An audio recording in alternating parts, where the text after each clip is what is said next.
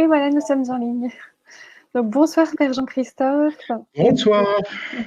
Merci d'être avec nous ce soir, de prendre ce temps pour nous. Et puis, bonsoir à vous tous qui êtes déjà connectés.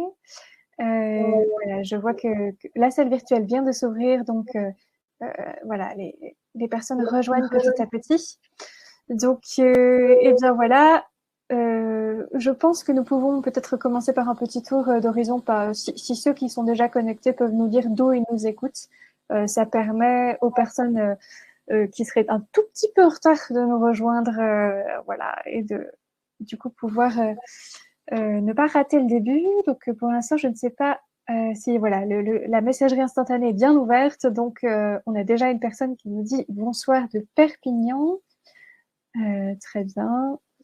Voilà, donc si les autres personnes qui sont connectées veulent nous dire un petit peu, sinon on va rentrer dans le vif du sujet. Hein, mais nous avons aussi Mazeveau, voilà, dans le Haut-Rhin. Nous avons Saint-Pierre-Église dans la Manche. C'est beau, Saint-Pierre-Église, comme nom de village quand même. Je connaissais pas. Nous avons une deuxième personne de Perpignan. Nous avons la Moselle, la Picardie, Toulouse, l'Oise, la Drôme, donc Valence, oui. Nous avons ici Bordeaux avec nous, Pau dans le 64. Pour l'instant, nous sommes bien en France. Ancenis, 44. Ça y est, les Parisiens. Donc, Anne de Paris, Compiègne, Vannes, Argancy en Moselle, Jouy aux Arches, je ne connais pas. Là. C'est dans mon secteur. Ah, d'accord. Ce sont des Paroissiens. Vélizy en région parisienne. Nous avons aussi la Chapelle-Wauexsic au sud de Rennes. Oui. Le Mans en Sarthe. Annecy dans le 74. Très bien. Je vous remercie. Voilà, écoutez, je pense que nous allons commencer tranquillement. Donc, alors, ça y est, ça commence. J'ai perdu mon fichier. Voilà, très bien. Donc, voilà, les jeudis d'Artege. Donc, ça fait maintenant 1 an que nous organisons ce type de rencontre virtuelle. Donc, à chaque fois, nous convions un auteur Artege à 21h à venir à la rencontre de son public. La semaine dernière, nous avons reçu Pascalide sur le sujet « Les médecines alternatives, objections et critères de discernement ». Au cours de ces jeudis d'Artege, nous avons reçu de nombreux autres auteurs, dont d'ailleurs Véronique Lévy sur son livre « Cœur de chair, le cœur de l'Église est une femme », le père Joël Guibert sur le combat spirituel, Mélina et Pascal Oudot sur « Travail et vie de famille, une perspective chrétienne », voilà, nous avons eu aussi Monseigneur Ray sur l'islam. Donc, ce soir, eh bien, nous sommes avec le Père Jean-Christophe Thibault. Alors, avant de vous dire un peu qui vous êtes, nous avons, je voulais simplement rappeler que tous ces webinaires qui, du coup, pendant 1 an, nous avons organisé, sont à retrouver dans la rubrique webinaire du site des éditions Artege. Donc, vous avez aussi ceux qui sont à venir. Et le format est toujours le même. 1h30 de webinaire avec au début 30 minutes d'exposé, puis 1 heure de questions-réponses avec l'auteur. Alors, ce soir, nous sommes, comme je disais, avec le Père Jean-Christophe Thibault. Père Jean-Christophe, vous êtes prêtre du diocèse de Metz, oui. Aumônier d'un centre hospitalier en Moselle et prêtre de paroisse.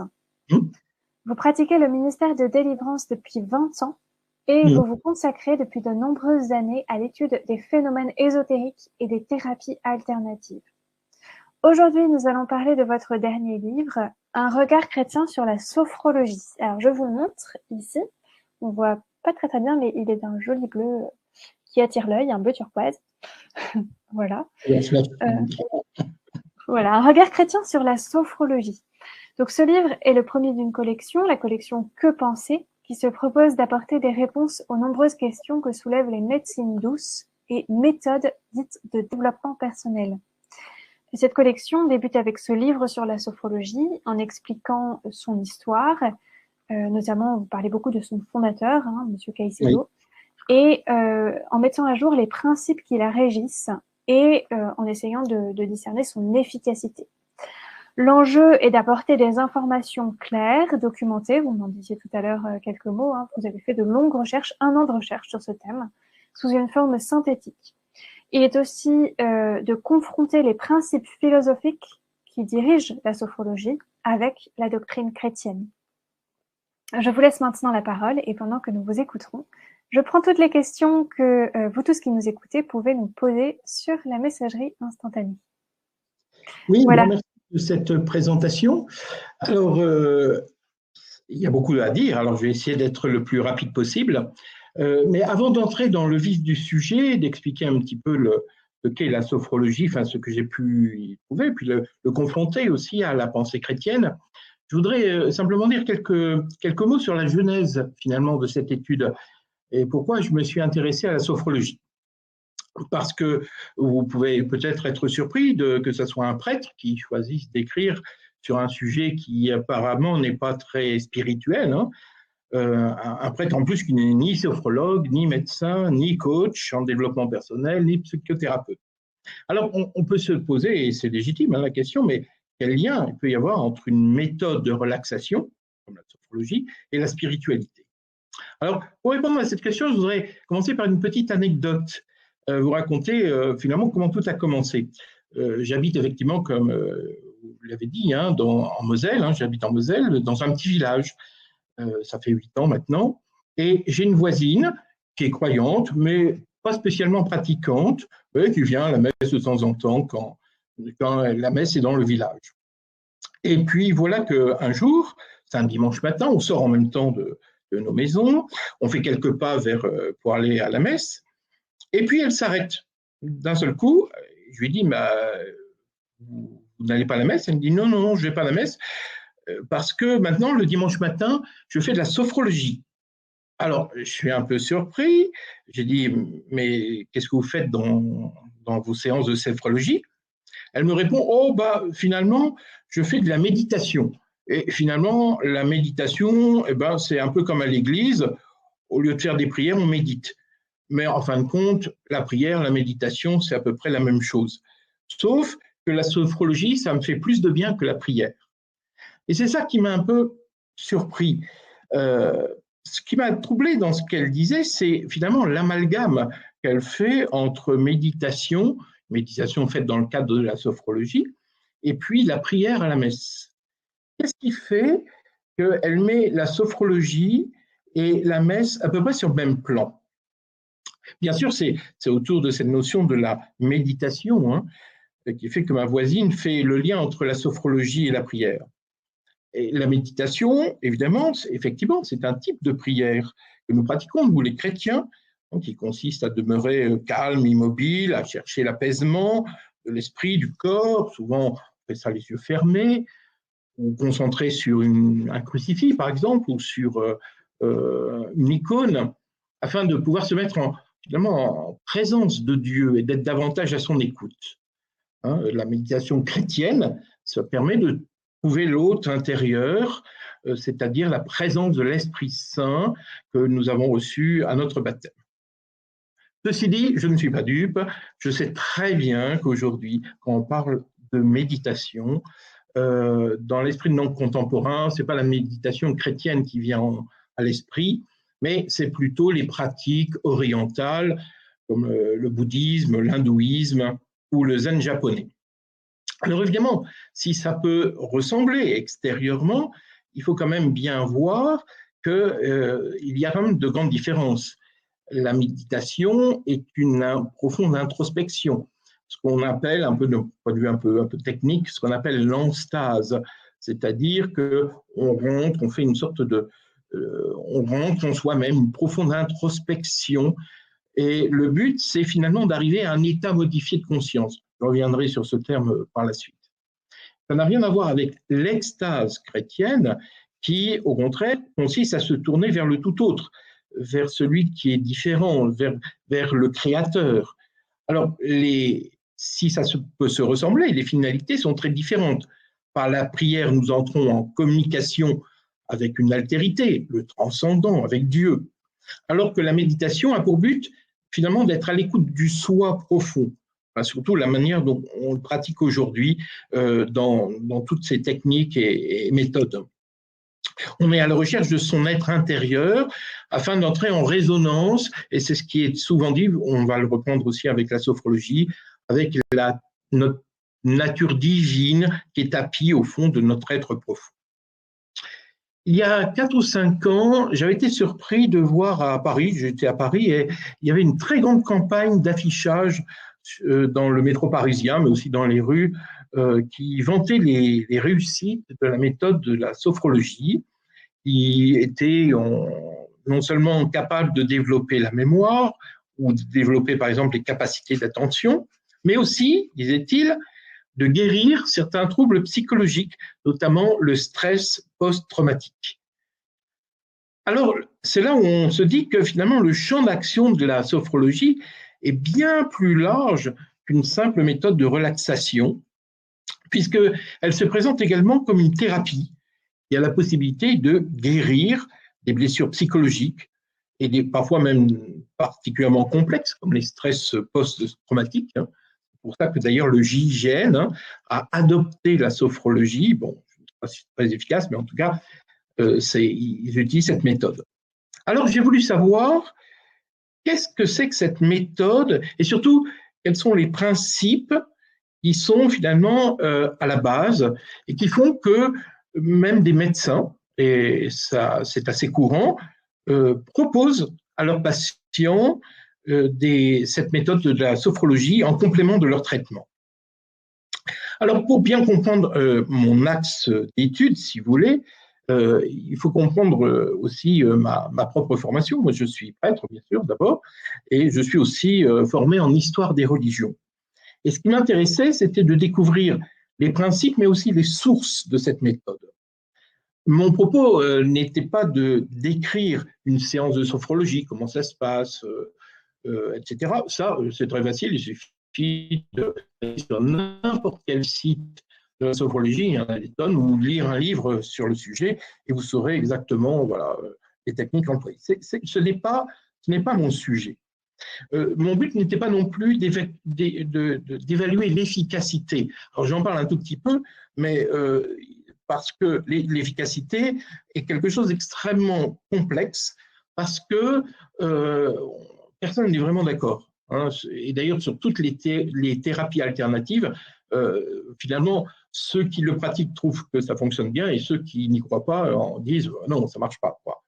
Alors, pour moi, ce n'est pas un bon axe d'étude, encore que, bon, j'ai quand même regardé, alors je vais le dire là tout de suite et puis je ne reviendrai pas là-dessus, toutes les études qui ont été menées sur la sophrologie, finalement, d'abord, il y en a peu, et elles émanent essentiellement de sophrologues eux-mêmes, donc c'est un peu partial, on va dire, et puis elles sont essentiellement en langue française, parce que la sophrologie ne s'est pas développée tellement en dehors de la France et de l'Espagne, et n'ont pas fait l'objet d'une étude avec une publication internationale en langue anglaise, qui montre quand même qu'il y a peu de rayonnement finalement de cette.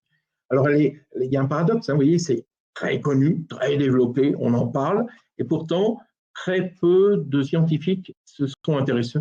Il y a juste en 2018 une vraie étude qui a été faite sur des patients atteints de fibromyalgie.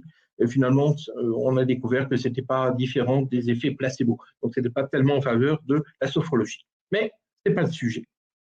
Mon approche, donc, comme il était dit dans la présentation, consiste surtout à essayer de comprendre quels sont les principes, les sources d'inspiration, la philosophie qui est à la base de cette méthode, et de voir après si ces mêmes principes sont compatibles avec la foi chrétienne, ou si ça s'appuie sur des conceptions, des théories, des pensées, des spiritualités à la limite, qui ne sont pas en adéquation ou sur la même ligne que la pensée chrétienne.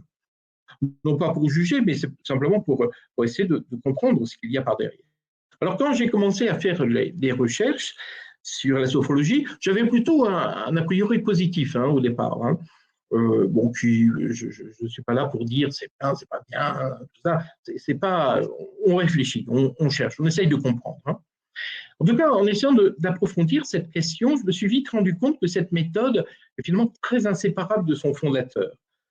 Son fondateur qui est le docteur Alfonso Caicedo. Et c'est vrai qu'on ne peut pas vraiment comprendre ce qu'est la sophrologie, dans son essence, dans ses principes, sans essayer de comprendre également qui est le fondateur et de voir finalement par où il est passé pour faire cette méthode, ses propres expériences personnelles et comment lui-même il a évolué au cours du temps. Et j'ai remarqué très vite que, pour le moment en tout cas, il n'existe aucune étude critique ni sur Caicedo, fondateur, hein, ni sur la sophrologie. Et toutes les biographies que vous pourrez trouver sont finalement très lisses, vous voyez, et un peu hagiographiques. Et pourtant, quand on fait les recherches, on découvre que la sophrologie, finalement, a connu de grosses divisions. Il y a eu de grands conflits entre certains sophrologues et leurs fondateurs. Il n'y a pas finalement une sophrologie, mais des sophrologies, et qu'il existe plusieurs courants et qui sont parfois très opposés entre eux. Mais les biographes officiels d'Alfonso Caicedo ne font pas mention de ces oppositions. Alors, qu'est-ce qui s'est passé pour que ce mouvement, qui apparaît extérieurement solide et unifié, finalement soit si divisé et si divers? Alors, pour comprendre l'histoire de la sophrologie, j'ai commencé finalement par chercher des documents d'époque, essayer de retrouver un petit peu à l'origine qu'est-ce qu'on en disait avant que ça soit connu. J'ai dû fouiller par des bouquinistes, hein, j'ai trouvé des ouvrages, des documents, des vieilles revues qu'on ne retrouve plus dans le commerce aujourd'hui, et qui permettent de reconstituer peu à peu, finalement, la réalité de cette fondation et de voir un peu, finalement, entre ce que l'on en dit aujourd'hui et ce qui s'est vraiment passé, un petit peu finalement, les différences. Et c'est toute la première partie du livre que je vais peut-être résumer, mais en quelques mots, pour mieux comprendre après, finalement, les principes qui sous-tendent un petit peu cette méthode. Alors, qu'est-ce qu'on peut dire? Alfonso Caicedo, donc, qui est un Colombien, qui est venu à la fin des années 1950 à Madrid pour faire des études de médecine. Et il est devenu psychiatre. Ses parents sont catholiques, il ne me parle jamais d'ailleurs, mais on peut découvrir ça. Il a reçu une éducation catholique assez solide, mais on voit très bien qu'il n'a aucune fibre religieuse chez lui. Il s'intéresse à la médecine, ça c'est sûr, mais pas tellement à la religion. Mais il y a une chose qui l'intéresse beaucoup, qui a une dimension, on va dire, religieuse ou spirituelle, peu importe, et qui est un domaine sur lequel qui a été très, très à la mode, on va dire, dans les années 1950-1960, à savoir les états modifiés de conscience. Alors, un état modifié de conscience, ou EMC, ça désigne, si vous voulez, un état mental qui est différent de l'état de conscience ordinaire, l'état de veille dans lequel nous sommes actuellement, par exemple. Alors, par exemple, c'est l'état des rêves ou les états hypnotiques, par exemple. Mais ça peut être aussi les hallucinations, la transe, le phénomène de la transe, la méditation, le chamanisme, et les états mystiques également, etc. Et la découverte de la méditation indienne et les expériences de certains yogis indiens et tibétains qui prétendent avoir, par l'esprit, être capables de dominer la matière, finalement, on l'intrigue beaucoup, pas que lui, mais c'est vrai que c'était des époques où plein de livres, plein de recherches se font sur ces états modifiés de conscience. Si certains états modifiés de conscience sont naturels, comme les rêves par exemple, d'autres sont dits altérés par des maladies mentales, par exemple, lorsque le patient peut avoir des hallucinations visuelles, auditives, mais ces états modifiés de conscience peuvent être également produits artificiellement. Et c'est le moment où il y a des expériences, pas toujours très heureuses d'ailleurs, qui sont faites avec la drogue, avant qu'elle devienne la drogue que l'on connaît aujourd'hui pour des motifs récréatifs. Ça a d'abord été ces substances qui ont été utilisés pour voir ce que cela pouvait produire, hein, le LSD par exemple, sur le cerveau. Et puis, il existe une troisième catégorie d'états modifiés de conscience qui peuvent être produits par les exercices de méditation, par l'hypnose, par la méditation et par des exercices respiratoires. Et c'est précisément cette troisième catégorie de MC qui va intéresser Caicedo, qui voit là un moyen d'agir sur la conscience des individus et de leur permettre peut-être de faire face à certains traumatismes. N'oubliez pas, il est psychiatre. Hein. D'ailleurs, notez qu'à cette même époque, en Californie, il y a deux jeunes gens, un certain Michael McMurphy et Dick Price, qui aussi sont fascinés par les états modifiés de conscience et qui, en 1961, on est dans les mêmes périodes, hein, ont fondé un centre de recherche psychologique et psychiatrique qu'on appelle ESALEN. Et ils ont pris la suite d'Aldous Huxley, vous savez, le romancier qui a écrit Le meilleur des mondes, hein, qui était un passionné d'ésotérisme et de parapsychologie. Et il a fait pas mal d'essais très influencés par le mysticisme et par des expériences hallucinatoires avec la mescaline. Et ces expériences psychédéliques de Huxley sont racontées dans des essais, par exemple, La porte de la perception, Le ciel et l'enfer, etc. Et Murphy et Price vont donc poursuivre finalement les recherches d'Huxley sur le potentiel humain, comment développer le potentiel humain. Et ils vont lancer, ESALEN va être l'origine, une des bases d'un grand mouvement dont vous avez certainement entendu parler, qui va se développer dans les 2 décennies suivantes, à savoir le New Age, ou le Nouvel Âge. Simplement, par rapport à la sophrologie, eux, ils étaient surtout très intéressés en disant, est-ce qu'un état modifié de conscience peut mettre en contact avec le monde invisible, en particulier avec l'expérience du chamanisme. Caicedo, lui, va finalement suivre une voie à peu près parallèle, mais on ne peut pas dire qu'il appartienne au mouvement New Age, même si on regarde de près, il y a pas mal de points communs, pas au début, mais à la fin, et vous allez vous en rendre compte dans ce que je vais vous raconter maintenant. Alors revenons au jeune psychiatre Caicedo qui commence à travailler à Madrid auprès des malades, et évidemment, aussi, vous savez, à l'époque, hein, on est dans les débuts des années 60, là, la psychanalyse a aussi une très grande place, qui considère que finalement, dans le psychisme, il y a une partie inconsciente dans lequel une sorte de réservoir évidemment, de mauvais souvenirs, traumatismes, etc., qu'il faut sortir et le mettre mettre en conscience, et qu'il va falloir finalement, et c'est sur l'inconscient qu'il faut travailler. Pour Caicedo, lui, il pense absolument l'inverse. Lui, il ne croit pas du tout à l'existence d'un inconscient ou d'un subconscient, mais il pense que c'est sur l'inconscience qu'il faut travailler, et il n'a pas tort hein, sur ce point-là. Finalement, son intuition était assez juste au départ. Et il se dit, mais finalement, en travaillant sur la conscience, est-ce qu'on ne peut pas développer le potentiel humain? Pas simplement guérir des traumatismes, mais aussi permettre aux gens de développer des facultés en eux. C'est là-dessus qu'il va y avoir, ça peut très vite déraper, vous allez le comprendre. Donc Caicedo veut aussi sortir d'une psychiatrie à l'époque qui était assez agressive, où on cherchait à régler les traumatismes à coup d'électrochoc ou de coma insulinique. Et il se dit finalement, il vaut mieux prendre une voie plus positive en se concentrant sur la conscience. Et pour cela, un état modifié de conscience peut permettre d'aider la personne peut-être à sortir de certains traumatismes dans lesquels elle se trouve. Et quelle est finalement la méthode la plus connue à l'époque? C'est l'hypnose. L'hypnose qui avait été éclipsée à la fin du XIXe siècle, justement par le commencement, on va pouvoir dire, de la psychanalyse, enfin, ce qui va donner la psychanalyse par la suite.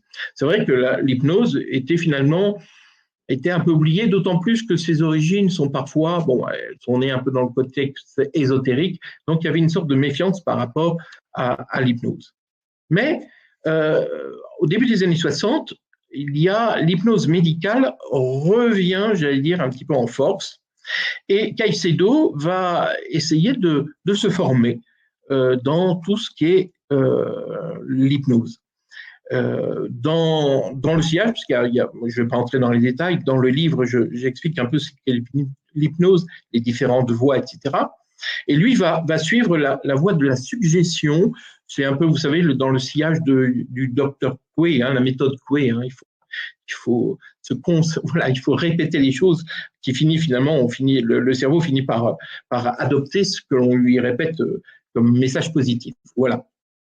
Et donc, il va donc apprendre finalement, découvrir cette suggestion et cette méthode d'hypnose. Et en 1959, lorsqu'il revient à Madrid, il va fonder une société d'hypnose. Et en même temps, tout en traitant ses patients, il donne des cours à d'autres confrères, à des médecins essentiellement.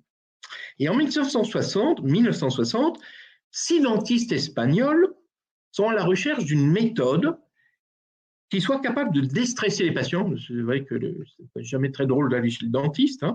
Et puis aussi qui puisse remplacer les anesthésiques qui sont finalement chimiques.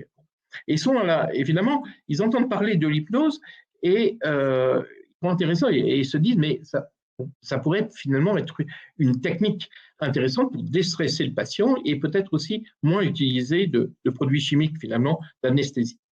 Et donc, ils assistent aux cours donnés par Caicedo et là, ils trouvent que le procédé est intéressant, mais l'hypnose est encore très connotée comme un phénomène de foire parce que justement, l'hypnose médicale ayant été abandonnée, vous le savez, je ne vais pas développer, il y a toute une hypnose de foire qui existe. Et puis aussi l'origine avec Anton Mesmer et le mesmérisme, c'est le magnétisme, le fondateur du magnétisme animal. Donc un ésotériste de la fin du 19e siècle. Tout cela faisait que se disait, oh là là, les gens ne vont pas avoir confiance si on leur dit qu'on va faire l'hypnose. Alors, il propose à Caicedo, ces 6 médecins espagnols, de trouver finalement un autre nom, de garder la méthode, mais avec un autre nom, et puis aussi peut-être une méthode moins théâtrale, parce que la méthode de la suggestion était encore, il fallait se regarder dans les yeux, c'était encore assez impressionnant, un peu théâtral justement. Donc il disait, mais il faut trouver quelque chose qui se fasse plus sérieux, en gros. Et c'est là où l'un d'entre eux a proposé un terme grec, sophrosouné, qui est un terme employé par Platon et qui est traduit généralement par le mot sagesse, mais qui veut dire détente, bienveillance, équilibre. Voilà. Et finalement, cette petite équipe, à partir de sophrosouné, va fonder le mot sophrologie. Et puis, il trouve un moyen de mettre en état de transe, mais uniquement avec des paroles qui sont dites de manière beaucoup plus douce, plus persuasive. Et donc, ce que Caicedo appellera cet état, il va changer de nom lui aussi, mais ça c'est après, il va appeler cet état l'état sophronique. Mais pas à ce moment-là. Alors, première chose, vous voyez, en réalité, Caicedo n'est pas l'inventeur de la sophrologie, contrairement à toutes les biographies officielles. Il va même, c'est assez étonnant, j'ai trouvé des lettres où il montre, on voit qu'il freine des cas de fer et qu'il veut garder l'hypnose parce que lui, voilà, il est formé pour ça, il se sent un peu dépassé. Mais il accepte. Et puis, finalement, il va devenir le seul référent de la sophrologie. Les autres vont disparaître. Alors pourquoi ? Probablement parce que, comme ce sont des dentistes, pour eux, une fois qu'ils ont utilisé cette méthode, ils n'avaient pas envie d'aller plus loin. C'est une méthode complémentaire à leur propre travail. Et donc, finalement, ils ne sont pas allés plus loin. Alors que Caicedo, finalement, ouvre un centre. Donc, il abandonne le centre d'hypnose et il ouvre le premier centre de sophrologie. Et il va en faire le centre de ses recherches pour appliquer finalement cette méthode qu'il pense pouvoir appliquer à d'autres domaines que celui simplement de psychologique, mais à d'autres domaines médicaux, enfin, que finalement cette méthode peut être utile à d'autres disciplines.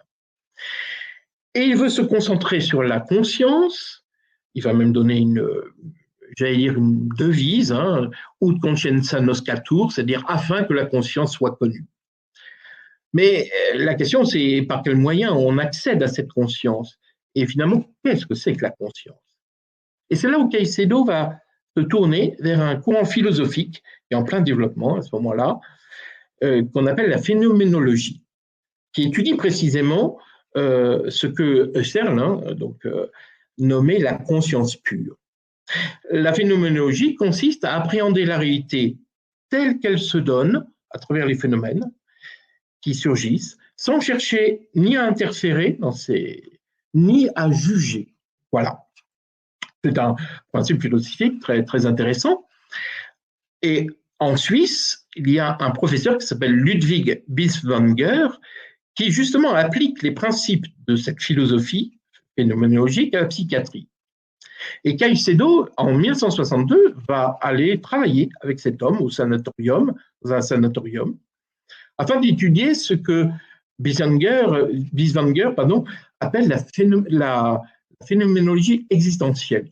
En gros, la méthode consiste à laisser venir les souvenirs, les images mentales, etc., qui apparaissent à la conscience de la personne, sans juger, sans chercher à comparer ou à interpréter, comme on fait dans la psychanalyse, afin de permettre au patient lui-même d'avoir une conscience plus élargie de sa propre réalité. Alors vous voyez, tout doucement, la sophrologie passe d'une simple technique de relaxation à une méthode philosophico-thérapeutique. Et jusque-là, rien à dire. Hein, ça peut même encore être intéressant.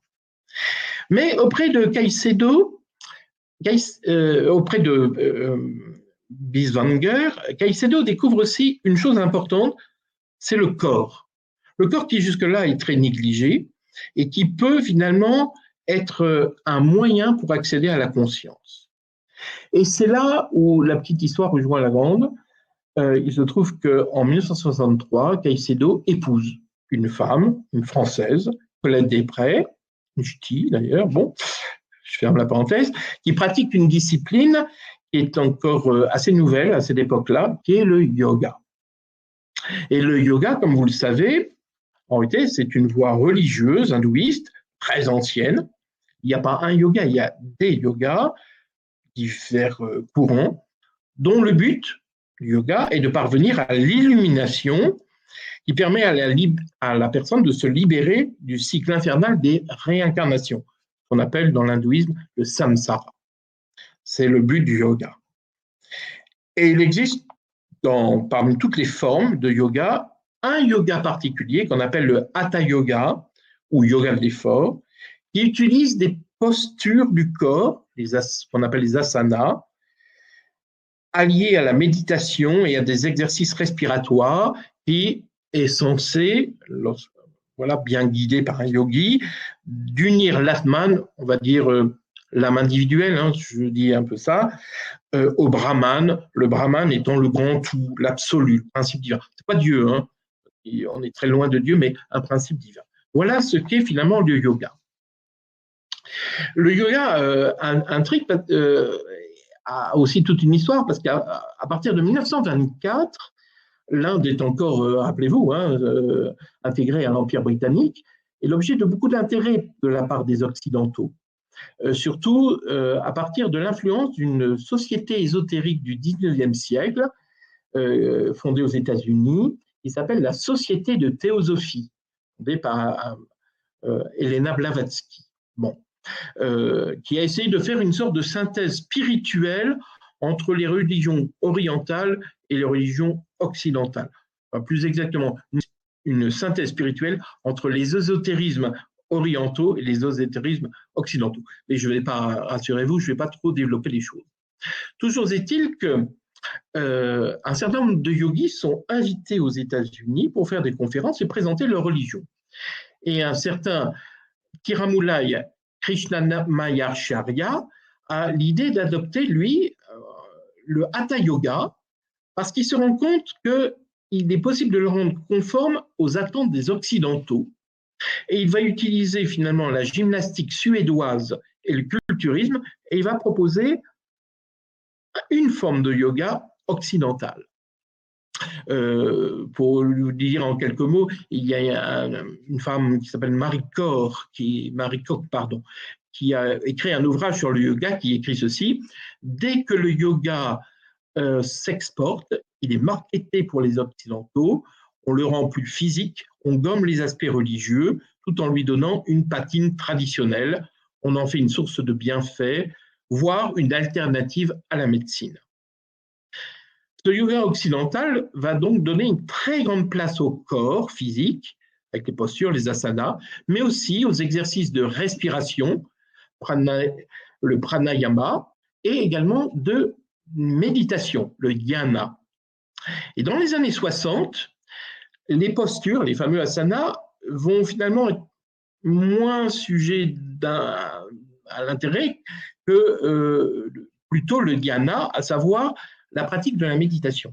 Dans les années 60, c'est vraiment ça qui va intéresser. Pourquoi ? Parce qu'on pense que par la méditation yogique, du yoga, on peut parvenir à un état modifié de conscience. Et Caicedo découvre tout ça finalement par sa femme, Colette, et il se dit que finalement, certaines techniques du yoga peuvent être très utiles pour parvenir à un état modifié de conscience. Et le corps deviendrait un instrument qui serait capable d'élargir la conscience des patients.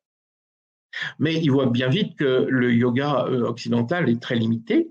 Alors, Caicedo veut trouver les moyens les plus efficaces possibles pour arriver à ses fins, c'est-à-dire trouver des techniques d'état modifié de conscience, et il décide d'aller faire ses recherches aux sources. Alors il commence un long périple qui devait durer 6 mois, qui a duré finalement 3 ans, à la recherche de toutes les techniques. Il va essayer séparer de tout l'aspect religieux, intéressant qu'à l'aspect extérieur des choses, on va pouvoir dire, en allant d'abord se former en Inde auprès de yogis, puis après étudiant la méditation auprès de bouddhistes tibétains. Le bouddhisme tibétain est un bouddhisme très particulier, il faut le savoir. Et puis, il a fini au Japon auprès de maîtres zen. Lorsqu'il est revenu en 1966 en Europe, il va trouver un poste de psychiatre à Barcelone, où il va ouvrir un département de sophrologie. Et Barcelone va être le point de départ de la sophrologie telle qu'on le connaît aujourd'hui. Et c'est encore le cas, c'est toujours la capitale de la sophrologie. Et la première chose que fait Caicedo à son retour, c'est de mettre au point 3 degrés de la sophrologie, qu'on appelle les RDC, relaxation dynamique caïcédienne. Et finalement, dans l'ordre de ses découvertes, parce que le premier degré de la sophrologie est inspiré du yoga, le second de la méditation tibétaine, enfin du bouddhisme tibétain, et puis le troisième de la méditation inspirée du zen japonais. Et c'est là que, tout doucement, vous voyez, jusque-là, la sophrologie, j'allais dire, faisait des recherches intéressantes, on pourrait dire. Mais là, on est en train de s'éloigner de plus en plus d'une simple méthode de relaxation. Et il a d'ailleurs conscience, Caicedo, que c'est d'ailleurs une thérapie, c'est autant une thérapie, si ce n'est en tout cas, ça devient de plus en plus une philosophie de vie. En 1968, donc on est quand même presque au début de la fondation, je vous dis, il a vraiment mis au point les premiers degrés de la sophrologie en 66. Et en 68, Caicedo, que dit-il ? Il dit, comme toute médecine, la sophrologie représente une philosophie de vie, mais c'est aussi une philosophie de l'harmonie de l'existence. Alors il est clair que là, nous sommes passés à notre stade. La sophrologie évolue et devient finalement une méthode adaptable à toutes sortes de disciplines thérapeutiques. Et c'est le moment où beaucoup de sophrologues abandonnent parce qu'ils se rendent compte que Caicedo est de moins en moins scientifique, si vous voulez. Il est de plus en plus philosophique, avec une philosophie de vie. Alors, philosophie de vie, ça veut dire quoi ? C'est ça qu'on va voir comment ça va évoluer. Et très rapidement, entre philosophie de vie et spiritualité, il n'y a qu'un pas qu'il a fini par franchir. Alors, certes, la sophrologie n'a pas pour vocation de proposer une recherche de Dieu. C'est pas une religion, on est bien clair. Bon.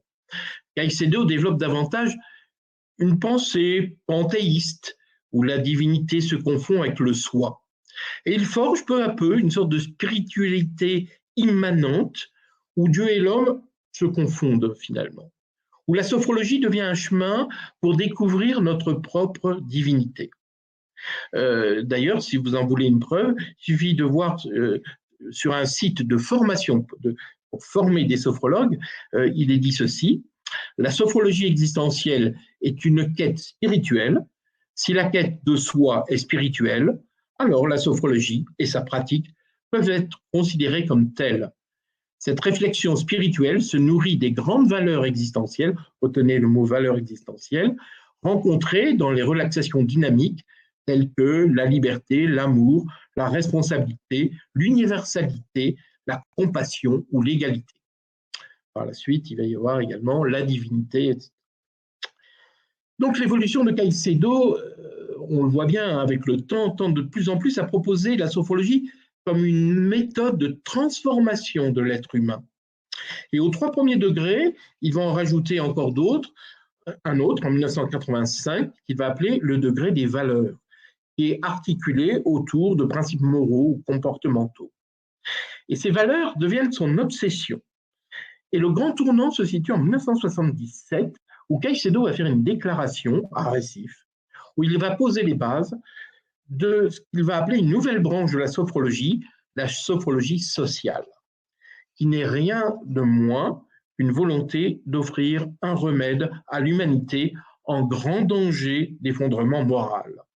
C'est pas moi qui le dis, c'est lui. Il explique que la sophrologie permet, je cite, ce sont des extraits de cette déclaration, vous allez voir, chaque mot a du poids, l'acquisition d'une conscience nouvelle, solution unique, permettant d'affronter la maladie des masses dont s'ouvre l'humanité. La sophrologie est une fondation que j'ai créée pour tenter de sauver les valeurs de l'homme face à la crise de la civilisation contemporaine. La sophrologie a pris conscience que l'humanité a commencé à vivre la plus grande crise de son histoire, car les valeurs de l'homme se trouvent attaquées au niveau biologique. Au niveau biologique, retenez ça, le développement même de notre civilisation est en danger. Le processus de désintégration que vit l'homme de notre temps peut conduire à l'autodestruction de notre culture, si l'on ne trouve pas de solution urgente et adéquate. Les grandes altérations dont souffre l'humanité pourraient être désignées sous le nom de maladies de masse, car les symptômes se manifestent dans tous les groupes humains, sans distinction de pays, de race, de politique et de religion. La civilisation de consommation a précipité l'individu dans un monde sans signification et amoindri ses valeurs au niveau biologique. En particulier avec la nourriture, je pense que... Enfin bref, je n'entre pas dans les détails. Devant ce phénomène de masse irréversible, dit-il, l'unique solution réside dans la mobilisation des réserves génétiques conservées dans les structures biologiques de l'homme. La sophrologie dispose de procédés capables de mobiliser de telles réserves. Alors, c'est un peu long, je m'excuse d'avoir... Mais c'est étonnant, rappelez-vous au début, petite méthode de relaxation, là, on est dans un autre domaine. Et cette déclaration qu'il fait est calquée sur le modèle de la Déclaration des droits de l'homme de 1948. Caicedo se prend à ce moment-là par un véritable messie, sauveur de l'humanité en pleine crise existentielle. Et ces actions messianiques ne feront que de s'accentuer par la suite, et il va créer sans cesse de nouveaux degrés, il va y en avoir 12 à la fin, qui sont de plus en plus nébuleux. Je vous mets au défi de comprendre, parce qu'il utilise énormément de néologismes, des mots qui sont incompréhensibles, qui allient de plus en plus des visions spiritualistes, des grands principes sur fond de catastrophisme, mais aussi avec l'utilisation de techniques qui là sont directement inspirées de pratiques ésotériques et occultes, les sons, des énergies, des vibrations. Là, il faudrait détailler, c'est dans le livre, mais c'est vraiment là carrément inspiré de principes évidemment ésotériques. Cette évolution spiritualiste était d'hier en germe dès le début. Hein. Le sophrologue français Thierry Loussouarn écrit le but du 3e degré. Donc, vous voyez, c'était fait au départ, hein, dit-il, est de nous faire prendre conscience de notre dimension spirituelle. À force de pratique et de persévérance, nous percevrons que notre être est relié à tous les êtres, ainsi qu'à une puissance spirituelle que certains appellent cosmique, une force cosmique. Le sophrologue Raymond Abrezol, qui est certainement le sophrologue, le penseur sophrologue français, il est suisse, pardon, mais de langue française, qui est très important, disait « Le 3e et les 4e degrés sont des sens zen, c'est une prise de conscience du lien qui nous unit au cosmos, un accès à une autre dimension, la dimension spirituelle. » Et c'est là où ça rejoint le New Age, parce que le New Age tient exactement ce même langage. Mais dans les derniers degrés, ce qui inquiète le plus les sophrologues eux-mêmes, hein, en particulier les Français qui vont prendre des distances, et c'est à partir de là qu'il va y avoir un grand morcellement de la sophrologie, c'est cette prétention que Caicedo a de vouloir agir directement sur les cellules de l'homme et interférer dans le patrimoine génétique de l'humanité. Alors, outre le fait qu'il n'y a aucune vraisemblance scientifique derrière tout cela, cette volonté d'interférer dans le patrimoine génétique de l'humanité, évidemment, rappelle de très mauvais souvenirs. Vous voyez à quoi je fais allusion. Cette prétention à faire un homme nouveau, hein, par une méthode pseudo-scientifique, ne sent pas très bon.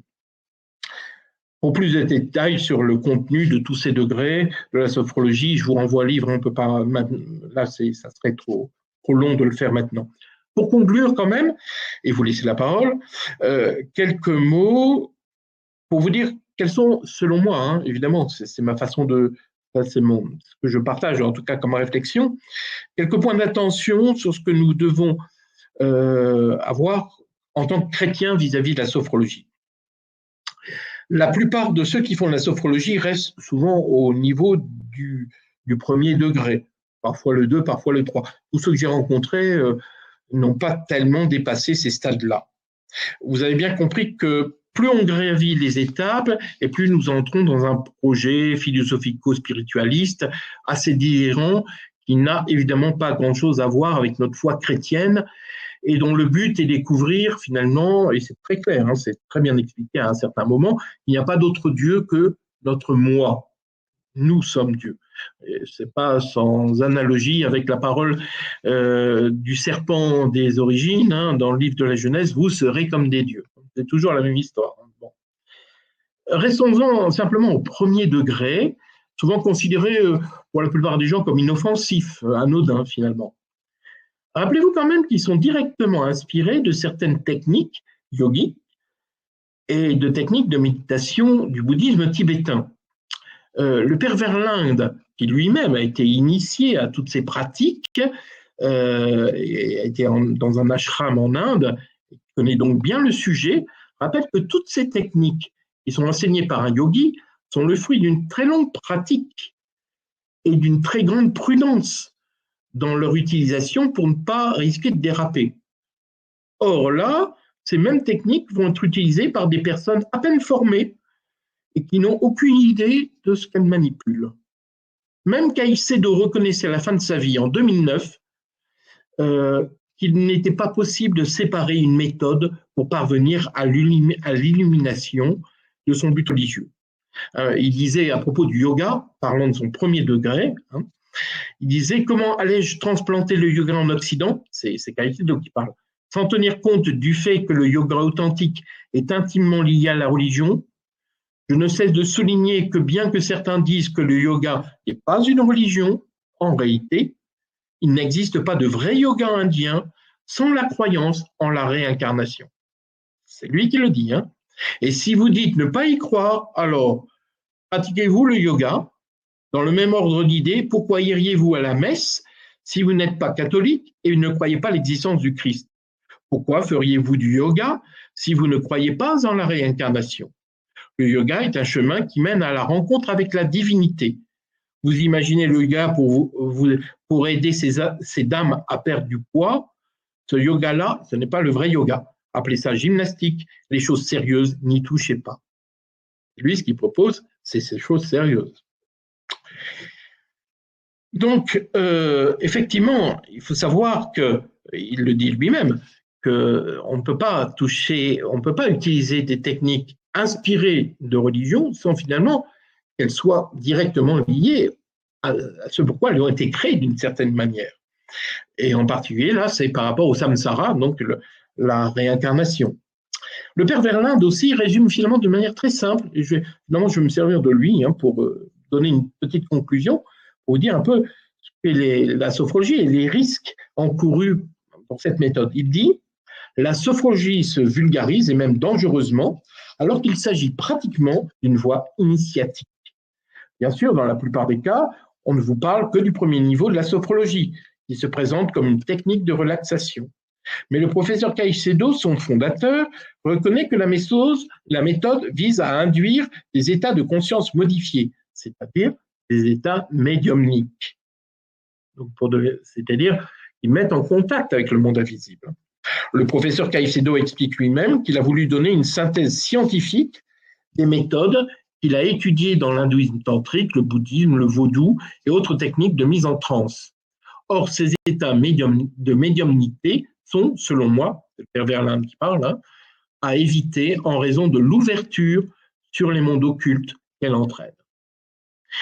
Et c'est là le danger, effectivement. La sophrologie, outre le fait qu'elle permet à un thérapeute que l'on ne connaît pas d'avoir accès à notre conscience, de manipuler nos souvenirs, nos pensées, en leur substituant un message qu'ils disent positif ou mettre des valeurs qui sont les leurs, qui sont imposées de l'extérieur, outre que la spiritualité immanente et déiste qui sous-tend la méthode nous éloigne de la vérité révélée en Jésus-Christ, ça peut être aussi malheureusement un moyen de nous mettre dans un état de transe qui peut servir de brèche à l'influence du monde occulte et de provoquer un grave risque de démoniaque.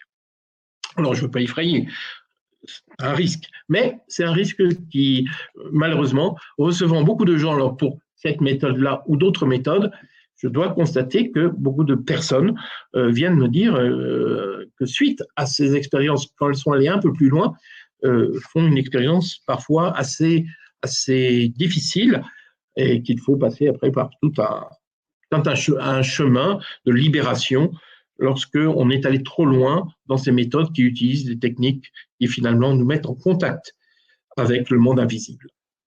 Je dirais donc que si l'on cherche une méthode de relaxation, il y a plein d'autres méthodes qui, celles-là, seront plus saines, plus efficaces finalement aussi que la sophrologie. Si on désire pratiquer la méditation, eh bien, restons ancrés sur ce que la tradition chrétienne nous a donné, une méditation chrétienne qui nous permet d'entrer en union bienfaisante avec l'Esprit Saint, qui seul peut nous conduire au vrai bonheur. Je vous remercie de votre écoute et de votre attention. Merci Père, merci pour tout ça. Donc nous entrons effectivement dans la phase de questions. Pour les personnes qui nous écoutent, je prends les questions, je peux les lire là sur la messagerie instantanée. Alors, Père, est-ce que les premiers exercices de sophrologie, vous consacrez effectivement tout un chapitre sur la question, est-ce que même les premiers exercices de sophrologie peuvent contenir un danger spirituel? Parce qu'on a vu qu'il y a plusieurs niveaux et vous les détaillez très bien dans votre livre. Oui. Oui, alors souvent d'ailleurs les gens qui viennent me voir me disent mais rassurez-vous, je suis resté au premier degré, etc. Alors, c'est difficile de répondre de manière tranchée. Ce qui est sûr, c'est pour ça que je suis passé par l'histoire, c'est que les techniques qu'il va utiliser dans ces niveaux-là sont inspirées directement de pratiques religieuses indiennes, bouddhistes, du zen, qui normalement sont acquises avec beaucoup de temps. Enfin, les maîtres yogiques mettent du temps, sont utilisées avec beaucoup de prudence parce que justement elles ne sont pas neutres, elles ne sont pas anodines. Alors moi je dirais que ce qui est surprenant, d'ailleurs ça je m'y attendais pas, c'est que dès les premiers degrés, puisque le premier degré s'inspire du yoga, le second de la méditation tibétaine, et puis le troisième du zen, ben oui, il y a un certain danger. Après, soyons aussi honnêtes, après, je vois ma voisine qui a fait de la sophrologie, elle n'a pas, bon, elle n'est pas allée très loin, hein, elle a fait quelques séances, et puis bon, voilà, qui l'ont aidé, et tant mieux.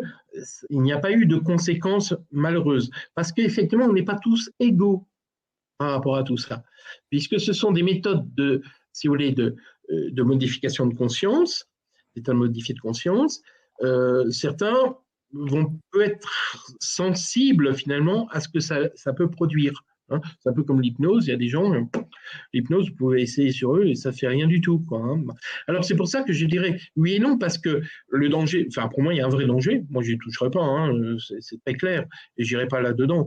Rien que quand on voit l'histoire et où ça a mené, mais aussi parce que pour certaines personnes, ça peut vraiment très vite les mettre dans un état médiumnique qui fait qu'après ils sont sensibles au monde invisible. Merci.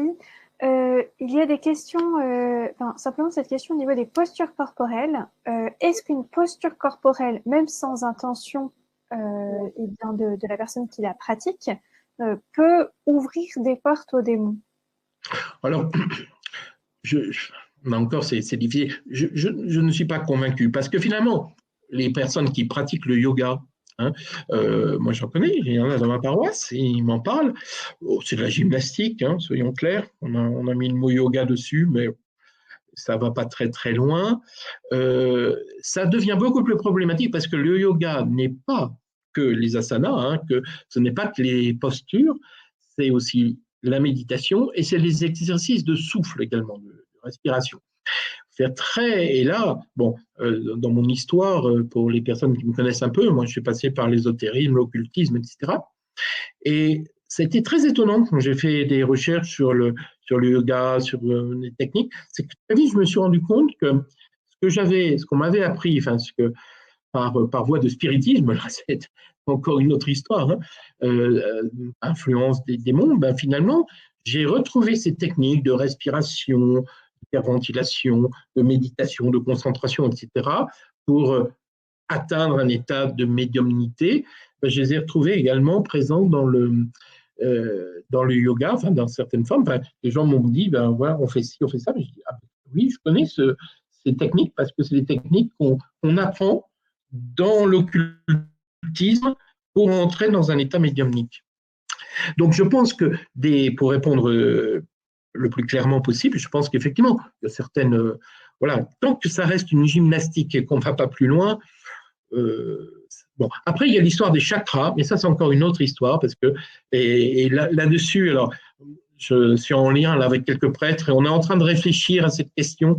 Est-ce qu'il y a des portes dans le corps, hein, des points qui pourraient servir d'accès au spirituel? Là-dessus, on est encore en train de chercher. On n'a pas de réponse encore très, très claire, parce qu'il faut étayer, quoi. Il ne faut pas simplement...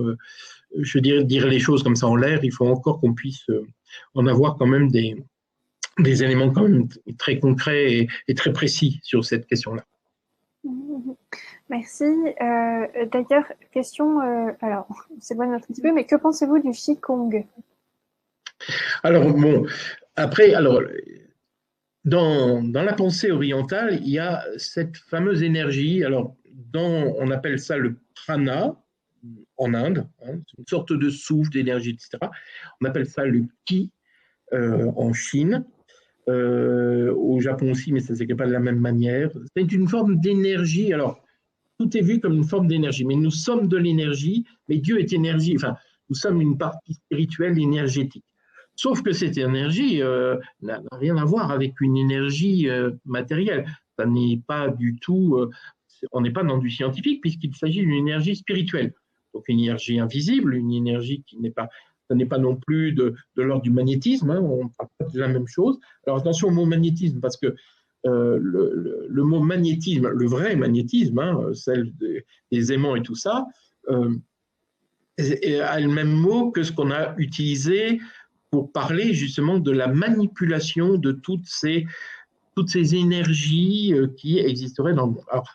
Alors, première chose, aucune base scientifique, et c'est relié à toute une pensée orientale qui se différencie de nous. Alors, nous, globalement, on va dire, notre pensée, nous croyons à un Dieu créateur et qui a créé, et nous sommes, la créature et le créateur se distinguent, ce sont deux réalités différentes, alors que dans la pensée orientale, c'est une pensée immanentiste, c'est-à-dire qu'en réalité, nous sommes, si vous voulez, nous sommes des parties du divin qui émanons finalement, et ce que Plotin appelait la procession, si vous voulez, qui s'engendre par elle-même, si vous voulez, et qui fait le tout, et à travers une forme grande, avec une forme énergétique. Donc l'énergie, avec des polarités positives et négatives, le yin et le yang, qui va faire aussi que le bien et le mal sont l'un et l'autre absolument nécessaires comme équilibre, et que la recherche finalement au final, c'est d'abord une forme d'équilibre entre différentes forces. On est très loin de nous en pensant que non, le bien doit chasser le mal, enfin que le mal n'est pas nécessaire, enfin et le mal Dieu n'a pas créé le mal, enfin le mal est malheureusement un mauvais exercice de notre liberté, et en fait c'est pas une polarité plus ou moins positive qu'il faudrait mettre en équilibre. Alors on aime bien aujourd'hui cette histoire que finalement du yin et du yang, parce que finalement, se dire, oui, finalement, on fait du mal, mais c'est nécessaire pour le bien, puis l'essentiel, c'est mettre tout ça en équilibre. Il ne faut pas entrer dans une pensée culpabilisante, il ne faut pas avoir de principes moraux, parce que ça nous fait tout s'équilibre, les forces du bien, les forces du mal, les pouvoirs positifs et négatifs, tout ça, finalement, ce qu'il faut, c'est mettre tout ça en harmonie, et que c'est comme ça que finalement le monde se crée. Alors, vous voyez, on est dans deux modèles. Je l'explique mal, hein, j'ai la conscience que c'est peut-être un peu nébuleux ce que je vous dis, ou pas toujours très clair. Mais vous voyez, mais vous voyez, c'est un peu, il faut choisir son camp, j'allais dire. Hein. Est-ce qu'il y a un Dieu créateur, hein, et puis que finalement, voilà, et qu'il faut choisir la lumière, le bien, etc., et que le mal finalement est d'une calamité dont il faut se débarrasser, ou est-ce que finalement tout cela, la lumière, les ténèbres sont absolument nécessaires et qu'il faut mettre tout ça en équilibre, deux conceptions complètement différentes. Oui, donc, on est parti un petit peu loin de la question du Qigong. Et en plus, oui, merci. Exact. Oui, parce que je parlais de ça, parce que le Qigong, c'est ces méthodes, hein, c'est le Reiki, pareil, enfin, ce sont différentes techniques où on essaye par des exercices corporels de pouvoir, comment dire, apprivoiser et réguler finalement toute cette énergie qu'on a en soi. C'est la même chose aussi. Là, vous savez, il faut, je ne sais plus quelle est aussi cette méthode où il faut faire très attention aux objets que l'on place dans les pièces. Je ne sais plus. Je pense que ceux qui nous écoutent se souviendront. Alors, je vous ai dit, première chose, il n'y a rien de scientifique. Alors après, est-ce que c'est méchant ? Non, mais il y a un point quand même qui est embêtant, c'est que peu à peu, dans notre société, il y a toute cette pensée orientale qui n'a rien à voir avec la pensée du monothéiste, hein, de celle que nous avons dans la Bible, qui vient se développer et qui vient finalement se substituer tout doucement à tout ce qui est de l'ordre de la foi chrétienne, enfin judéo-chrétienne. Hein. Donc, ce qui m'embête de plus en plus, c'est de voir qu'il y a plusieurs modèles, on pourrait dire, théologiques, anthropologiques, cosmologiques, qui viennent se rencontrer, des modèles complètement différents. Parce que déjà, hein, sur un fait, est-ce que nous sommes des parties de Dieu, une partie de Dieu, voilà, et que nous sommes tous des dieux, ou est-ce qu'il existe un Dieu créateur ? Vous voyez, on va partir de la base, et là-dessus, on ne peut pas à la fois dire je crois en un seul Dieu créateur du ciel et de la terre, et puis en même temps de dire mais je suis une partie divine et que je suis dans le grand tout et que mon but est de me fondre dans le grand tout en essayant de tout. Voilà. Oui, donc, je vais lire une citation. Une citation justement enfin, vous l'avez bien expliqué. Donc, pour vous, la vision de Caicedo, c'est donc la contemplation n'est pas celle de Dieu ou d'une quelconque divinité, mais la contemplation de son moi chronique. Donc, on se regarde nous. Hein. La foi n'est pas une confiance que l'on place en la divinité, mais une confiance en soi. En soi, c'est exactement ça. Voilà, l'amour n'est pas le don de soi, mais le sentiment d'affectivité que l'on vit dans toutes nos cellules. Et l'écoute de la voix intérieure n'est pas une attention portée à l'Esprit Saint, mais une écoute de nous-mêmes, de notre corps, de notre esprit et enfin de nos émotions. Tout à fait. C'est un peu le cœur, effectivement, du spiritualisme. C'est une forme de panthéisme, hein, finalement, par derrière. Et là, vous avez repris, effectivement, c'est dans les derniers degrés hein, que, finalement, il y a ce chemin que lui dit divin, hein, enfin, c'est un chemin dans lequel on doit découvrir Dieu. Et Dieu, en réalité, c'est le soi. Lui dit le soi, donc le soi profond. Et donc, et effectivement, l'amour, c'est d'abord l'amour de soi. Oui, et effectivement, c'est ce que vous l'avez dit tout à l'heure, hein, ça sonne très vous serez comme des dieux. Donc là, les personnes nous disent que c'est le feng shui, effectivement, c'était le mot qu'on cherchait. Le feng shui, voilà. Voilà, cette histoire qu'il ne faut pas mettre, par exemple, de miroir face à la porte. Je me souviens, j'avais vu des choses comme ça. Oui, c'est toujours des histoires d'énergie qu'il faut mettre en harmonie. Hein, c'est la recherche de l'harmonie. Alors, c'est bien l'harmonie, hein, je ne dis pas que c'est. Mais de quelle harmonie parle-t-on? Enfin, c'est une harmonie dans laquelle, parce que finalement, même une maladie, hein, c'est finalement c'est de l'énergie qui ne peut pas circuler. Alors, il faut la remettre en harmonie. Et finalement, un problème, si on a un problème avec son voisin, ou si on, etc., c'est pas parce qu'on s'est mal comporté, c'est parce qu'on a mal géré la circulation d'énergie entre nous. Vous voyez? C'est vu. Alors, c'est très déculpabilisant, c'est sûr, parce qu'on n'a plus de responsabilité. Nous-mêmes, on n'a pas à faire de choix de vie. Ce qu'il faut, c'est mettre les choses en harmonie. Il faut être. Alors, vous savez, l'expression il faut être zen, hein, c'est un peu ça, quoi. Il faut mettre du zen dans nos relations, c'est-à-dire une sorte d'harmonie dans nos relations. Alors, en soi, c'est pas faux, sauf que tout est vu de manière d'abord très mécaniste, hein, c'est très. Et puis, Dieu n'a aucune place là-dedans, évidemment.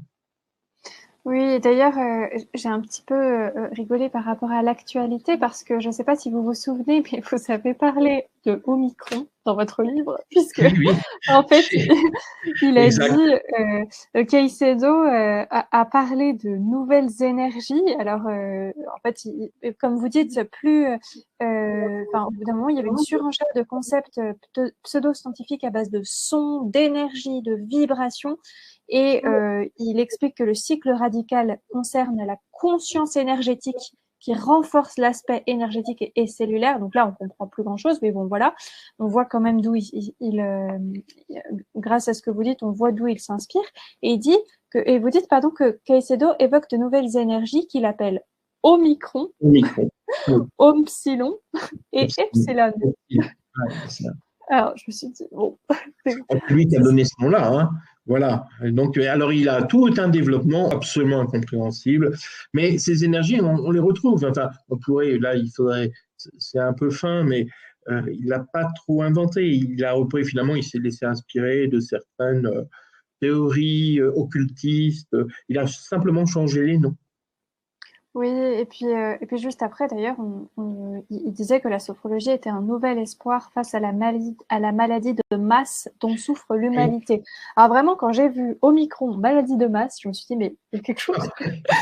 Mais bon, en tout cas, ne rentrons pas là-dedans. C'était juste une coïncidence intéressante.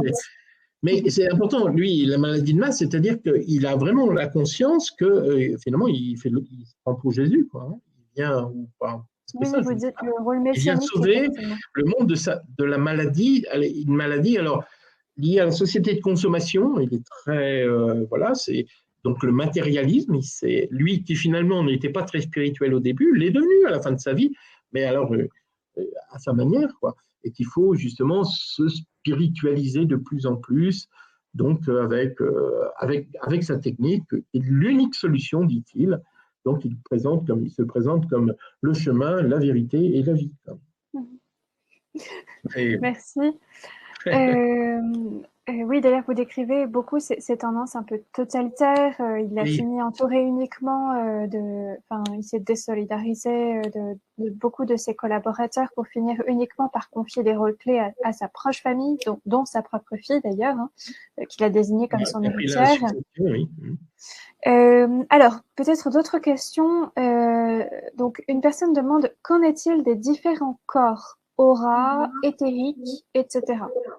Oui, c'est une bonne question parce qu'effectivement, euh, il y a tout un développement d'une vision anthropologique donc, de l'homme, euh, avec les corps. Alors, tout ça, c'est inspiré de la société de théosophie. J'en ai dit un tout petit mot, mais c'est un peu une base. Au 19e siècle, donc, il y a une femme, Elena Blavatsky, qui a fondé la société de théosophie avec pour but d'essayer de trouver finalement la religion d'origine qui aurait été perdue, qui aurait été divisée dans toutes les religions actuelles, et en cherchant finalement tous les points communs entre l'Orient et l'Occident, en particulier dans les symboles. Et elle va surtout développer le symbole de la croix gammée, qui d'ailleurs va être repris par la suite, on ne sait comment, malheureusement, mais qui est très important à ce moment-là parce qu'on la retrouve dans toutes les civilisations, sauf en Océanie, comme le symbole,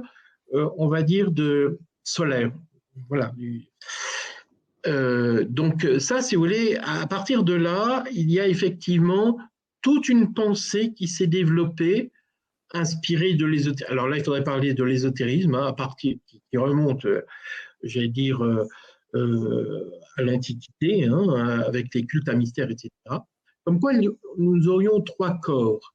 Il y aurait le corps physique, c'est le corps le plus grossier, qui n'a aucun intérêt. Alors c'est là-dessus aussi on se distingue beaucoup parce que nous, comme croyants, nous pensons que le corps est créé par Dieu et c'est le temple de l'esprit. Il y a une vision très positive du corps. Dans toutes ces pensées-là, le corps est grossier. Et d'ailleurs, c'est pour ça que c'est lié à la réincarnation, parce que le corps vieillit, mais c'est un vieux vêtement qu'on change. Il y a un corps plus subtil à l'intérieur, un corps énergétique qu'on peut appeler le corps éthérique, qui vient de éther, l'éther qui est le cinquième élément, hein, parce que vous connaissez les quatre éléments, hein, et puis il y a un cinquième élément, c'est très inspiré en particulier de l'alchimie. Donc un corps éthérique qui serait un corps, un corps astral également, il y a ce corps astral qui serait là, qui serait semi-matériel, on peut dire. Et puis enfin, il y a un troisième, il y a un corps que nous on appelle âme, qui va être corps divin, corps ou âme, qui va être appelée ainsi, qui est la seule qui finalement ne se, est d'origine, alors que tout le reste se réincarne. On aurait finalement cette âme reviendrait dans ces corps qui sont corps énergétiques, enfin le corps physique, mais qui est le plus grossier, qui est dirigé par cette énergie, on pourrait dire ce corps énergétique, ou corps astral, hein, corps éthérique, et puis il y a l'âme qui aurait été l'âme divine, une étincelle de Dieu qui serait tombée dans le corps. Mais c'est toute une pensée ésotérique qui n'a rien à voir avec l'anthropologie chrétienne. Nous croyons que nous sommes faits corps, esprit et âme, et que ces trois dimensions-là, il y a le corps et l'âme, hein, on pourrait dire, qui sont créés par Dieu, et que ce n'est pas que le corps a toute sa valeur et que ce n'est pas simplement j'allais dire un manteau que l'on prendrait pour, j'allais dire, pour des parties plus subtiles, plus voilà, qui est celle de l'énergie et encore au-dessus, son divine. Merci. Alors, il y avait aussi donc une question. Donc, que pouvons-nous proposer pour faire le pendant à toutes ces questions, à toutes ces techniques orientales? Du coup, quand vous disiez qu'il y avait des méthodes de relaxation qui sont sûres, est-ce que vous avez des idées en particulier? Là, j'ai pas forcément, mais il existe par exemple, la méditation chrétienne. Hein. On peut trouver sur Internet, mais simplement qui nous guide qui peuvent être des techniques aussi pour, enfin, des styles de prière qui permettent l'oraison, enfin, qui nous permettent d'entrer en raison. Je pense que par exemple, dans la prière, enfin, moi, j'avais appris ça, enfin, je ne savais pas que c'était si original que ça, mais si on veut entrer dans la prière, il est bon de faire un tout petit peu de relaxation. La relaxation, c'est quelque chose de simple, hein. C'est lorsque finalement on commence d'abord par se calmer intérieurement, faire que notre esprit puisse finalement puisse se mettre en lien, enfin en contact avec la divinité. On ne peut pas entrer directement de sa cuisine, de son travail, etc. Puis en disant mon Dieu, tu as quelque chose à me dire. Non, c'est pas possible. Il faut prendre le temps de s'apaiser, de prendre le temps de la respiration, enfin de respirer calmement pour calmer les battements du cœur, et puis vraiment peu à peu aussi apaiser pour pas que notre esprit, parce que sinon notre prière, elle va être traversée d'un tas de pensées parasites. Donc effectivement, la relaxation est quelque chose d'intéressant. Et la méditation, qui est autre chose, hein, évidemment, c'est une manière aussi d'entrer en soi, non pas pour chercher son soi, son moi profond, mais pour vraiment essayer voilà, de laisser finalement résonner l'Esprit Saint que nous avons reçu au baptême et à la confirmation qui est en nous. C'est donc une plongée, on pourrait dire, en nous, mais qui n'a pas pour but de nous rencontrer nous-mêmes, mais de rencontrer l'autre intérieur, celui que nous avons reçu au moment de notre baptême, qui est l'Esprit Saint. Alors après, il y a un tas de techniques, il y a des livres là-dessus. Voilà, je n'ai pas forcément en tête des noms de méthodes, mais c'est assez facile à trouver. Merci. Plusieurs questions sur la méthode Vitose. Une personne notamment dit « J'ai suivi une séance, mais la prise de vibration cérébrale à distance par le praticien me gêne. » Oui, alors je suis juste au début parce qu'il y a tellement de choses à étudier. C'est une méthode qui me semble intéressante. Enfin, en un premier temps, je me pose des questions aussi sur certains points. Je sais qu'elle est aujourd'hui très pratiquée par des catholiques, des chrétiens, bon, et pourquoi pas. Il ne faut pas non plus voir le mal partout, hein. Il faut être, soyons bien clairs, c'est pas parce qu'il y a une technique, c'est pas aussi parce qu'on emploie certains mots qui peuvent peut-être nous faire penser à des choses qui peuvent être inquiétantes qu'elles le sont. Alors, je préfère ne pas en parler, je suis désolé, je ne sais pas tout, et je suis justement en train de la regarder de près, mais je n'ai pas encore assez creusé la question pour oser avoir une parole autorisée sur la question. Merci. Est-ce que l'Église a pris position de manière officielle sur le yoga ou sur la sophrologie? Non, pas du tout. Pas du tout.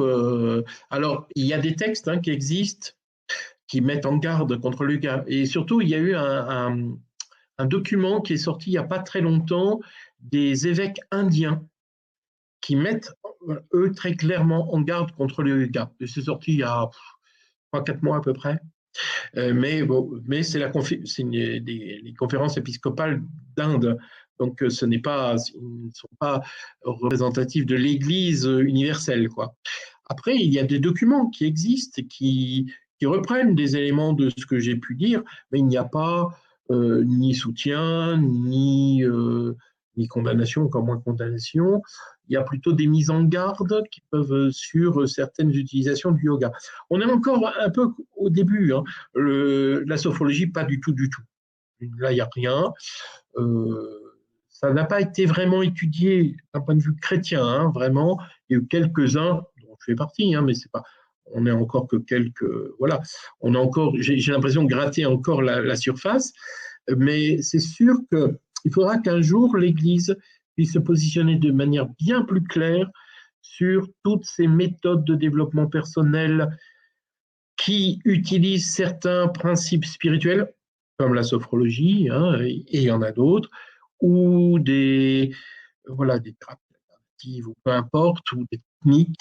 Je crois qu'il va falloir que l'Église un jour s'intéresse vraiment au sujet pour essayer de dire, non pas pour faire des condamnations, des interdits, des anathèmes, ou ça, je pense que ça peut être mal compris, mais simplement dire, attention, là, telle méthode développe une pensée qui n'est pas compatible avec la foi chrétienne. Donc, si on veut pas être schizophrène, hein, avoir une vie spirituelle schizophrène, si on veut vraiment être vraiment dans notre foi, moi je dirais, on peut pas manger à tous les râteliers. Il faut faire attention. On est dans une époque très relativiste où finalement tout se vaut et pourquoi pas être chrétien et en même temps finalement adhérer à d'autres pensées. Je dirais, Jésus était très clair là-dessus. Et je pense qu'il y a un vrai risque d'éloignement par rapport à la vérité. Pour moi, le plus grave, souvent, par rapport à toutes ces questions aussi d'ésotérisme et tout ça, souvent on me dit, est-ce que c'est dangereux?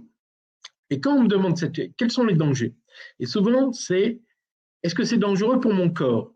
Si je bois un verre de vin fait en biodynamie, ou si je fais telle pratique, est-ce que c'est dangereux, sous-entendu, pour mon corps? Pour le corps, peut-être pas tant que ça. Pour la psyché, enfin, quoique, il y a des choses pas toujours très bon. Mais c'est peut-être pas le corps qui craint le plus. Au niveau psychologique, beaucoup plus, parce que il y a justement, on s'attache, ce qui est très fascinant dans toutes ces méthodes, c'est que les gens, quand ils commencent à entrer dans les méthodes, je pense en particulier au Reiki. J'ai fait des conférences il n'y a pas très longtemps dans l'ouest de la France, et donc j'en ai fait 4 de suite là, et dans 3 d'entre elles, des gens sont venus me voir à la fin en me disant, voilà, dans ma famille, on a pratiqué le Reiki, et voilà les conséquences, parce qu'il y a des conséquences assez terribles pour l'unité de la famille, puis une dépendance à ça qui est terrible. Et ce qui m'a étonné, c'est que les personnes ne sont pas de la même ville, ne se connaissent pas, m'ont dit exactement la même chose. Donc effectivement, et les risques sont aussi des risques. Alors c'est des gens qui finalement deviennent, c'est une véritable dépendance. Il n'y a plus que le Reiki, enfin là c'est du Reiki, mais ça peut être d'autres choses qui comptent. Et puis aussi des divisions internes qui commencent à exister dans la famille, qui se divisent, etc. Et puis des problèmes aussi psychologiques qui se développent, ou des problèmes comment dire, d'angoisse qui se développent, ou alors aussi ce qu'on voit beaucoup, des formes de dépression dont on ne voit pas l'origine. Les gens vont voir des psychothérapeutes, mais ils ne trouvent pas. Donc là, il y a un danger, mais le vrai danger, il est par rapport à l'âme. Il faut bien comprendre derrière tout ça. C'est pour ça que j'ai fait allusion au serpent de la Genèse, parce que finalement, toutes ces thérapies-là, enfin toutes ces méthodes, tous ces principes-là sont toujours là pour nous dire vous êtes Dieu, nous sommes Dieu. Il n'y a pas de Dieu créateur. Et c'est très dangereux parce que effectivement, c'est une négation de la foi. Et on voit par derrière, il y a certainement le diable et les démons qui sont à l'œuvre par derrière et qui veulent nous éloigner de la vérité. Et s'éloigner de la vérité, c'est s'éloigner de Dieu, et s'éloigner de Dieu, c'est s'éloigner de l'amour, c'est s'éloigner de la vérité, et on risque beaucoup. L'objectif principal du diable, il ne faut jamais l'oublier, c'est pas de faire du mal à notre corps, ni simplement, même s'il le fait, disait notre psychologie, non, il veut nous entraîner dans sa chute. Il veut nous entraîner dans la damnation. Alors, ça paraît, là, vous allez avoir l'impression que je suis peut-être un peu, que je dis des choses un peu fortes, mais tant pis, je le dis. Et parce que je le vois, je le sens, je le constate malheureusement, c'est qu'il y a vraiment à travers ça un risque que finalement en acceptant de prendre des libertés avec la vérité, en s'éloignant de Dieu, finalement on tombe dans ce que la Bible appelait l'idolâtrie. Et quand on voit dans la Bible, ce qui était vraiment sans cesse, c'est l'idolâtrie qui était combattue. Parce que l'idolâtrie, c'est le domaine du démon. Et ce qui me fait peur, dans toutes si ça se développait vraiment toutes ces pensées païennes en réalité, parce que c'est le paganisme par derrière, c'est qu'effectivement, le démon entraîne à sa suite dans des prisons. Et moi, qui suis passé par l'ésotérisme et l'occultisme, j'ai sorti un livre il n'y a pas très longtemps qui raconte mon histoire, La prison des esprits, que j'ai écrit avec un ancien médium. On a fait des expériences médiumniques, alors pas la sophrologie, pas par cette méthode-là, mais finalement, il y a des points communs entre tout ça, et on peut dire que l'enfer, on l'a déjà vu sur Terre, parce qu'on a vu que finalement, peu à peu, la joie, la paix, on s'éloignait de plus en plus, et que heureusement que Dieu est là pour venir nous rechercher. Donc moi, ce qui me fait peur, j'aimerais bien que l'Église, à un moment, nous mette en garde en disant, attention, il y a des dangers spirituels qu'il ne faut pas sous-estimer, et parce qu'ils sont graves pour notre âme, et donc pour notre vie éternelle. Mmh. Merci. Justement, j'avais relevé une de vos citations qui dit vous parlez d'une autodéification et une autoglorification qui fait que la personne n'a plus besoin de recevoir la grâce d'un Dieu sauveur. Oui, on peut se soigner par soi-même. C'est aussi, alors dans toutes ces méthodes de développement personnel un peu du même style, c'est toujours aussi cette pensée que finalement, on a en nous toutes les capacités pour guérir, on devient autosuffisant. On n'a non seulement plus besoin de Dieu, de la providence, de son amour, on n'a même plus besoin des autres. On n'a même plus besoin de médecins. On a tout en nous. Extrêmement dangereux parce que finalement, on voit par derrière que ça nous isole complètement et ça nous coupe. Hein. Nous sommes faits à l'image et la ressemblance de Dieu, c'est-à-dire en relation. Hein. Nous sommes faits pour être en relation les uns avec les autres et nous nous construisons dans les relations que nous pouvons avoir avec les autres. Et donc, en pensant, en nous auto-glorifiant, en nous finalement divinisant, bien finalement, c'est tout le danger, c'est que finalement, on croit, parce que en plus c'est un mensonge, que finalement, nous n'avons plus besoin ni de Dieu, mais même plus des autres. Oui, merci. Je vois aussi, ce que vous disiez aussi, une véritable, que au départ, c'était une simple thérapie de relaxation, et vous l'expliquiez très bien, hein. La sophrologie se transforme peu à peu en une véritable spiritualité, mais, et c'est là que c'est important, sans réelle dimension transcendantale. Il n'y a plus rien qui transcende l'homme. Il n'y a rien justement, c'est ça qui est très surprenant, parce qu'il parle de Dieu, enfin, il y a un moment de divinité, etc. Il parle d'amour, enfin, donc des mots qui sont empruntés au langage chrétien, hein, à l'évangile. Simplement, c'est tourné vers soi. C'est-à-dire qu'il n'y a pas de transcendance, c'est uniquement immanent. Finalement, ce qu'il propose, c'est une sorte de salut, mais immanent. Donc, c'est en découvrant finalement notre divinité, le soi, qui est vraiment Dieu. Et donc, il n'y a rien à. Voilà, tout est finalement centré sur la personne. Et que l'amour, alors ça, quand j'ai lu ça, j'ai dit, à ce point-là, le vrai amour, dit-il, c'est l'amour de soi. C'est apprendre à s'aimer. C'est pas d'aimer les autres, mais c'est à aimer soi. Il faut apprendre à aimer le soi. Et donc, la méthode sophrologique a pour but alors il dit au départ, c'est se réconcilier avec soi-même, mais on passe de réconcilier avec soi-même à s'aimer, aimer son soi. Merci. Donc, finalement, en fait, Père, vous pensez qu'on ne peut pas dissocier une pratique de son arrière-plan théologique, spirituel? Non, parce que c'est tout un. Enfin, je veux dire, si on pratique quelque chose, c'est qu'en même temps, c'est qu'on adhère. Enfin, c'est pour ça que je dirais, parler de la sophrologie sans parler de Caicedo, c'est pas possible. Les deux sont liés. On peut pas dire qu'il y a une pratique qui soit extérieure à ce que pense la personne, ce que croit la personne, enfin, ce que ses convictions personnelles. Mais c'est valable d'ailleurs pour tout. Regardez, moi, quand j'étais jeune, et que j'étudiais une œuvre littéraire, on commençait par étudier l'auteur.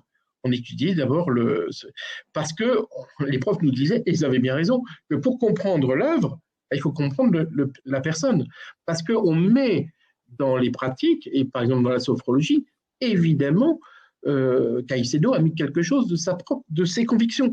Les fameuses valeurs dont il parle tout le temps, c'est les valeurs qui sont les siennes en réalité, que lui a définies comme les valeurs essentielles et qu'il propose comme valeurs universelles. Mais en tout cas, c'est à partir, alors après, c'est certainement à partir de sa propre expérience, ses propres convictions, c'est sa propre foi, je dirais. Et donc, on ne peut pas séparer effectivement la méthode j'allais dire, du principe, de celui qui la met en pratique.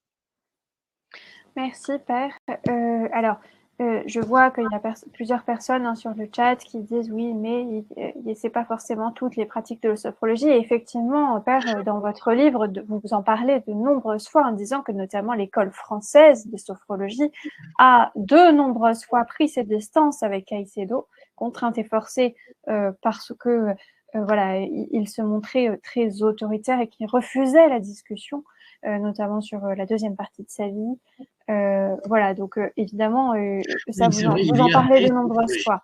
Néanmoins, je dois, enfin, en tout cas, avouer à titre personnel, vous lirez le livre, hein, ceux qui peut-être sont intéressés, que même ce que dit l'école française de sophrologie, tel que vous le citez dans le livre, n'est pas très rassurant. Enfin, voilà, en tout cas, d'un point de vue de notre foi. Oui, alors effectivement, Caicedo d'ailleurs à un moment a décidé de mettre une sorte de copyright sur sa méthode. Hein. C'est donc la sophrologie caïcédienne. Il y a d'autres formes finalement de sophrologie, dont certaines encore plus inquiétantes, parce que beaucoup plus inspirées encore de méthodes ésotériques, que voilà. lui-même avait combattues. Justement parce qu'il trouvait que ça utilisait trop des méthodes ésotériques, justement, déjà. Mais, alors, il y en a peut-être aussi qui restent, bon, qui sont peut-être plus.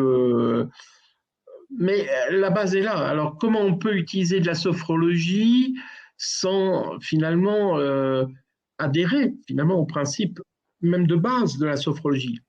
Et les principes de base sont quand même inspirés et du yoga et de la méditation tibétaine.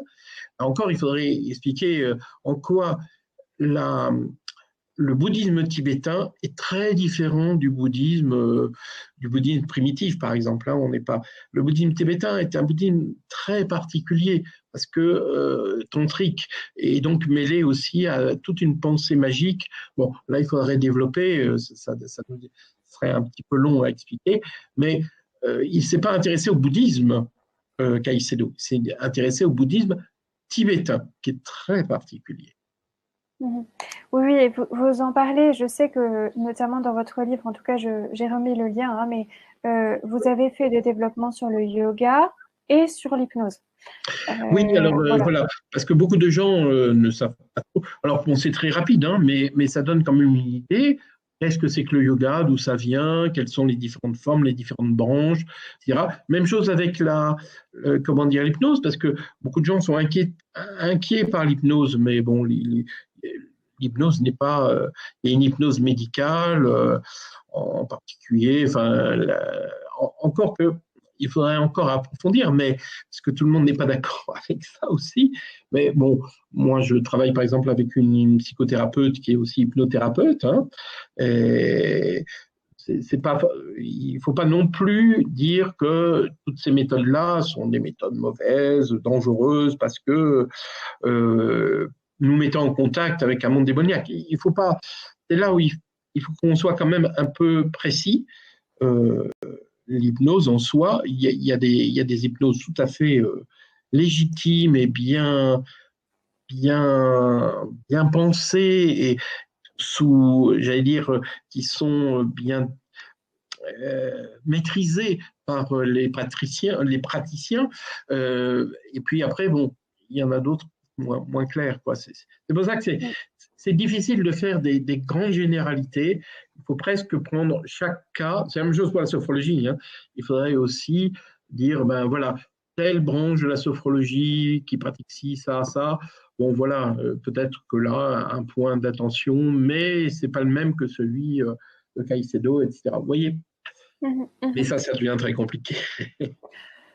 Merci en tout cas pour tous ces points de repère. On a pris un peu quand même de hauteur, on a reparlé de ce que notre foi professe en fait, ce qu'on professe en tant que catholique. Voilà, donc je remonte peut-être juste le livre. Voilà, il est ici. Sachez que donc, et puis j'ai mis le lien. Oui, le webinaire est enregistré. Donc, pour ceux qui veulent le revoir, c'est totalement possible à partir. Je pense que d'ici quelques jours, il sera en ligne sur la rubrique webinaire du site des éditions Artege. Et comme vous étiez inscrit, vous y avez accès avec votre adresse mail. Sachez que la semaine prochaine, nous allons parler des anges, rencontre avec les anges, les compagnons invisibles de notre vie spirituelle, avec Odile Aumonté, qui est aussi romancière. J'avais lu avec profit un de ses romans qui s'appelle Les Trois Cercles d'Or, que j'ai beaucoup aimé. Voilà, donc elle va venir nous parler cette rencontre avec les anges la semaine prochaine. Et puis ensuite, on aura le dernier webinaire de la saison avec Monseigneur Vigne. Voilà, et bien, je vous souhaite à tous une bonne soirée, un bon repos. À vous aussi, Père, qui prenez la route demain. Oui, merci. Merci beaucoup. Bonne continuation. Voilà. On ne manquera pas de prier pour vous, même je vous salue Marie, peut déjà changer la donne. Voilà, et bien, bonne soirée, bon repos. Au revoir.